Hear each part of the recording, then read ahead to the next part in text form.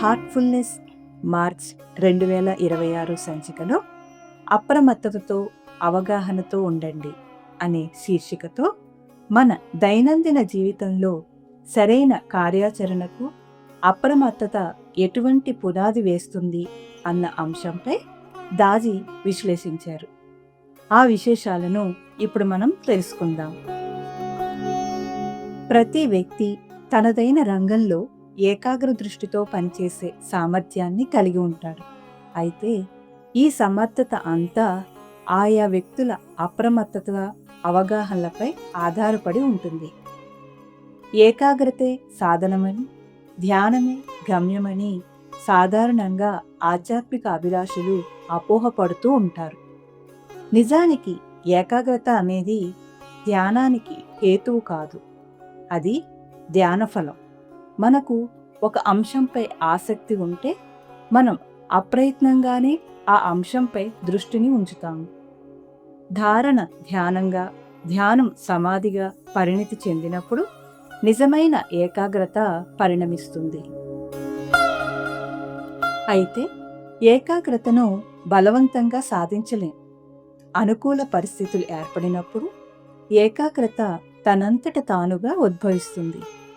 అప్రమత్తతకు కూడా ఇదే సూత్రం వర్తిస్తుంది. మన అవగాహనకు అడ్డుపడే ఆటంకాలు తొలగిపోయినప్పుడు ఏకాగ్రత, అప్రమత్తత రెండూ సహజంగానే వ్యక్తమవుతాయి. అయితే వాటి సహజ వ్యక్తీకరణకు అవసరమైన అంతరంగ పరిస్థితులను సృష్టించడానికి మానవ ప్రయత్నం అనేది అవసరం. అలాగే మనకు ముఖ్యం అనిపించే అంశాలపై మనం అనాయాసంగానే అవగాహనను కలిగి ఉంటాము. అవగాహన అనేది మనలో ఉండే స్వీకారపూర్వక నిష్క్రియాత్మక స్థితి. మనసు నిరామయంగా మారినప్పుడు అవగాహన సహజంగానే వెల్లడవుతుంది. ఇది ఆలోచనలు, అనుభూతుల మధ్య విరోధం లేకుండా ఉద్భవించడానికి అనుమతినిస్తుంది. అది ఒక నిశ్శబ్ద స్థితి.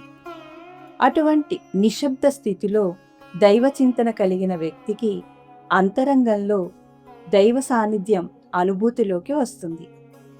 ఈ అనుభూతి క్రమేణా మానసిక స్థాయిలో అవగాహనగా రూపాంతరం చెందుతుంది. ధర్మబద్ధంగా జీవించే వ్యక్తి ఈ అంతరంగ స్పష్టత ద్వారానే తన కర్తవ్యాన్ని తెలుసుకుంటాడు. అప్రమత్తమైన స్వీకారపూర్వక అవగాహన ద్వారా ధర్మం అనేది సునిశిత హృదయానికి స్పష్టంగా గోచరిస్తూ ఉంటుంది.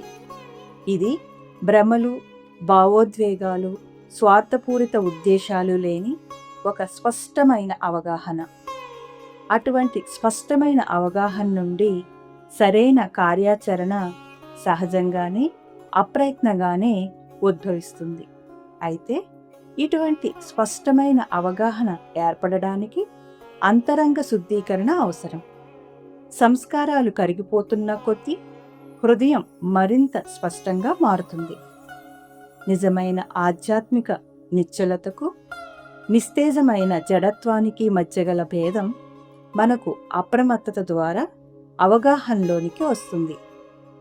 మన చైతన్యం ప్రశాంతంగా, ఒత్తిడి లేకుండా ఉన్నప్పుడు నిజమైన అప్రమత్తత సహజంగానే ఆవిర్భవిస్తుంది. నిజమైన అప్రమత్తత అంటే అది ఒక మానసిక జాగరూక స్థితి. ఇటువంటి స్థితి వర్తమానంలో జీవించే మనసుల్లో అనుభవాలు ఆవిష్కృతం అవడంలో సహకరిస్తుంది. ఇది అన్ని వైపులకు విస్తరించిన ఒక కాంతి వంటిది. అప్రమత్తత సంకల్పంతో మమేకం చెందినప్పుడు కేంద్రీకృతమైన ఏకాగ్రతగా పరిణామం చెందుతుంది. ఇక్కడ తెలుసుకోవలసిన సూక్ష్మ సత్యం ఏమిటంటే, సంకల్పం ఏకాగ్రతను రూపొందిస్తే ఏకాగ్రత ధర్మాన్ని వెల్లడిస్తుంది. అప్రమత్తత అంటే ధర్మం వ్యక్తిగత రూపాన్ని సంతరించుకోవడం. దీనినే సంప్రదాయం, స్వధర్మం అని పిలుస్తుంది. అంటే ప్రతి ఒక్కరికి చెందిన తమదైన ప్రత్యేక మార్గం. సంసిద్ధత నుండి లభ్యత ఉద్భవిస్తుంది. ఈ లభ్యతకు మూలగుణం స్థిరత్వం. స్థిరమైన స్థితి వ్యక్తిత్వాన్ని రూపుదిద్దుతుంది. సూక్ష్మ అనుభవాలను స్వీకరించి ఆ స్వీకరించిన అనుభవాలను మమేకం చేసుకోవడానికి ఒక స్థిరమైన స్థితి అత్యంత ఆవశ్యకం. స్థిరత్వం మనసు, భావోద్వేగాలలో కూడా పనిచేస్తుంది. మానసిక స్థిరత్వం అనేది ఆలోచన ప్రవాహాన్ని స్థిరంగా, పరధ్యానం లేకుండా ఉంచే సామర్థ్యం. అది ఒక నిశ్చల జ్యోతి. అంతర్గత అస్థిరత తొలగిపోయినప్పుడు మానసిక స్థిరత్వం సహజంగానే ఆవిర్భవిస్తుంది. భావోద్వేగ స్థిరత్వం అనేది శారీరక అనుభవాలకు సంబంధించినది. సంస్కారాలను తొలగించుకోవడం ద్వారా హృదయాన్ని శుద్ధి చేసుకున్నప్పుడు భావోద్వేగ స్థిరత్వం ఏర్పడుతుంది. నిజమైన ఆధ్యాత్మిక పరిణతికి మానసిక, భావోద్వేగ సామరస్యం మరియు స్థిరత్వం అవసరం. హార్ట్ఫుల్నెస్ ధ్యాన సాధన అంటే అందుబాటులో, వర్తమానంలో అంతర్గత స్థిరత్వంతో ఉంటూ దైవకృపను స్వీకరించటం. ఈ పద్ధతిలో మనం హృదయంలో దివ్యకాంతి ఉంది అన్న సూక్ష్మ భావనతో అంతర్గతంగా మనలను మనం అనుకూలపరుచుకుంటూ గ్రహణశీల మనస్తో, స్వీకార భావనతో ధ్యానం చేస్తాము. ఒక అభ్యాసికి ఉండవలసిన గుణాలలో స్వీకార భావన ముఖ్యమైనది. మనఃపూర్వకంగా చేసే ఇటువంటి ధ్యానం వలన అవగాహన సహజంగానే వికసిస్తుంది. ఇటువంటి అవగాహన ఫలితంగా జీవితం స్వధర్మంతో సహజంగా, సజావుగా అనుసంధానించబడుతుంది. ఈ ధ్యానం మానవ సంబంధాలను ప్రభావితం చేస్తుంది. ఇది వ్యక్తిగత ప్రయత్నం అయినప్పటికీ విశ్వవ్యాప్త ప్రయోజనాలను కలిగి ఉంటుంది.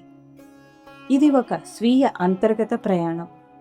ఈ ప్రయాణాన్ని సాగించే ప్రతి వ్యక్తి స్వీయ విమోచనకు మాత్రమే కాకుండా సకల మానవాళి యొక్క ఉన్నతికి తన వంతు సహకారాన్ని అందిస్తాడు. కనుక ఇటువంటి ఒక క్షేత్రాన్ని సంసిద్ధం చేసుకోవడం, ఇటువంటి లక్షణాలను పెంపొందింప చేసుకోవడం ద్వారా ఎన్నో ఊహాతీత ఆధ్యాత్మిక వరాలను స్వీకరించడానికి సిద్ధం అవుతాం అంటూ ఈ వ్యాసానికి ముగింపు పలికారు దాజీ.